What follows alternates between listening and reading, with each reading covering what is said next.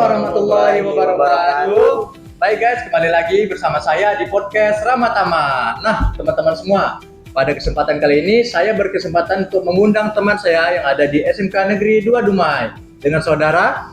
Perkenalkan, nama saya Fadlan Ramadhani, biasa dipanggil Fadlan. Oke, dengan saudara. Perkenalkan, nama saya Binaya Ditya Jamil, biasa dipanggil Adit. Oke. Nah, kedua teman saya ini adalah siswa jurusan Teknik Alat Berat yang bersekolah di SMK Negeri 2 Dumai. Betul. Nah, pada pagi hari ini saya ingin menanyakan dan mengangkat topik yang bernama indahnya kehidupan bermakna. Nah, teman-teman semua, pasti teman-teman semua penasaran kan apa sih maksud dari indahnya kehidupan bermakna. Nah, jadi pada hari ini kita akan menanyakan kepada saudara-saudara kita tentang apa itu ya. Jadi kehidupan bermakna itu adalah kegiatan atau penghayatan yang dilakukan secara positif. Contohnya berolahraga, beribadah, dan lain sebagainya.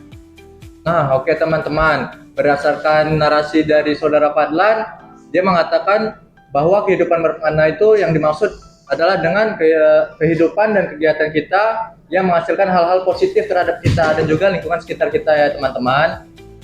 Nah, saya ingin bertanya nih, apa saja sih hal-hal yang membuat hidup lebih bermakna?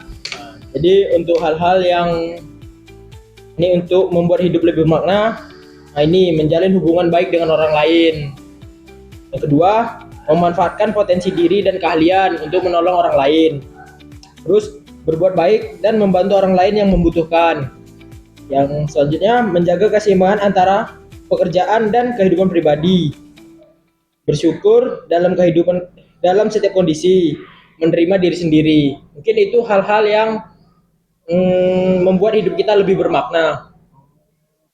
Nah, teman-teman, tadi itu adalah hal-hal yang membuat hidup kita lebih bermakna. Nah, sekarang ini kita akan bertanya, bagaimana jika seseorang itu dalam kehidupannya itu kehilangan arah? Lalu bagaimana cara kita mengenali tujuan hidup kita? Untuk mengenali tujuan hidup kita itu, kita harus melakukan refleksi diri, serta menanyakan pertanyaan kepada diri kita sendiri dan mencoba hal-hal yang baru. Contohnya tuh seperti mengidentifikasi hal-hal yang membuat kita bahagia, hobi, minat, bakat. Nah, kita bisa gali hobi kita lagi dari diri kita, mungkin itu untuk mengenali cara kita melakukan tujuan hidup tadi. Oke teman-teman semua. Jadi setelah kita mengenali tujuan hidup kita, maka kita akan menemukan apa sih kehidupan bermakna itu. Nah, selanjutnya ini, apa sih peran hubungan sosial dalam menciptakan kehidupan bermakna?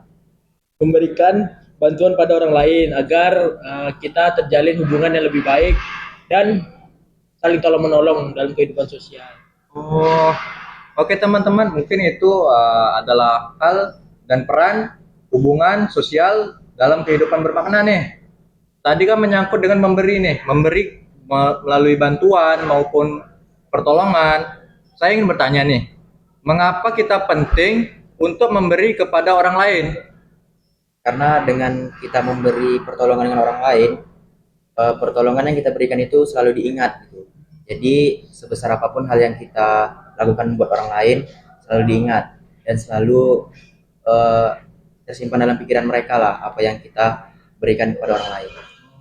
Begitu ya teman-teman semua.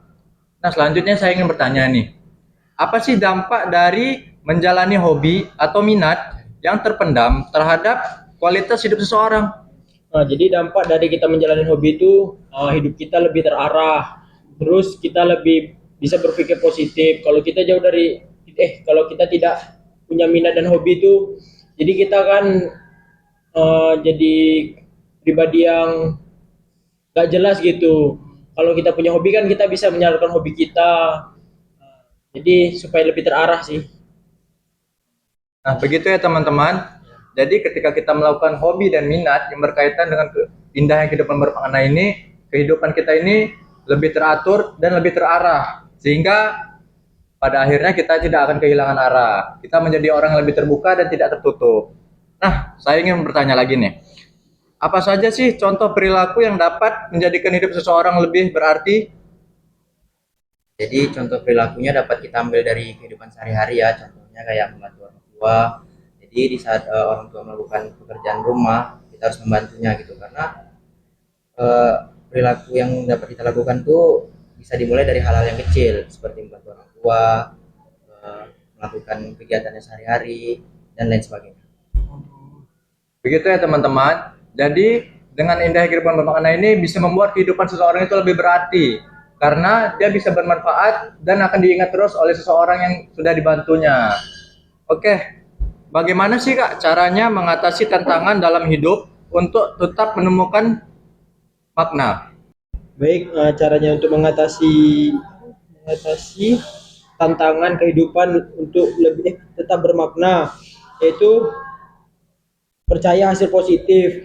Jadi kita harus percaya hasil yang kita buat itu positif. Terus belajar dan mengembangkan keterampilan dan beradaptasi dengan lingkungan yang ada. Nah, itu ya teman-teman, bagaimana cara mengatasi tantangan dalam kehidupan bermakna. Yaitu ada cara untuk tetap percaya akan usaha kita, ikhlas, dan juga tetap beradaptasi. Mungkin yang saya tanyakan adalah apa sih hubungan antara kesehatan mental dan kehidupan yang bermakna? Jadi kesehatan mental itu yang baik dapat membantu seseorang untuk lebih bahagia dan positif, salah satunya. Terus yang kedua itu kesehatan mental yang baik dapat membantu seseorang untuk mengatasi stres serta tantangan. Dan yang ketiga, kesehatan mental yang baik dapat membantu seseorang untuk meningkatkan performa di dalam pekerjaan yang dia lakukan. Nah, begitu ya. Nah, begitu ya teman-teman, dengan apa sih hubungan antara kesehatan mental dengan kehidupan bermakna ini? Jadi, kesehatan mental kita ini dapat terjaga dan tetap positif akan kegiatan-kegiatan bermakna yang kita lakukan dalam kehidupan sehari-hari kita. Oke, terakhir nih, saya ingin bertanya, mengapa sih merenungkan pengalaman hidup penting untuk mendapatkan makna lebih dalam? Pengalaman-pengalaman yang telah kita lalui itu menjadi pembelajaran ke depannya supaya apa yang kita lakukan ke depannya lebih baik lagi daripada yang hal sebelumnya. Ini itu. Nah, jadi begitu ya teman-teman. Jadi mengapa kita harus merenungkan pengalaman hidup untuk kehidupan yang lebih bermakna? Itu dikarenakan setelah apa yang berlalu, kita bisa mempelajari apa yang kita perbuat, apa yang berbuat salah, dan apa yang berbuat benar untuk kedepannya, agar kita kehidupan kedepannya akan tetap berlanjut dengan baik dan tanpa masalah. Oke nih Kak, terima kasih karena telah mau hadir di podcast Ramatama dan menjawab topik yang saya angkat. Bila ada salah kata mohon dimaafkan. Wassalamualaikum warahmatullahi wabarakatuh.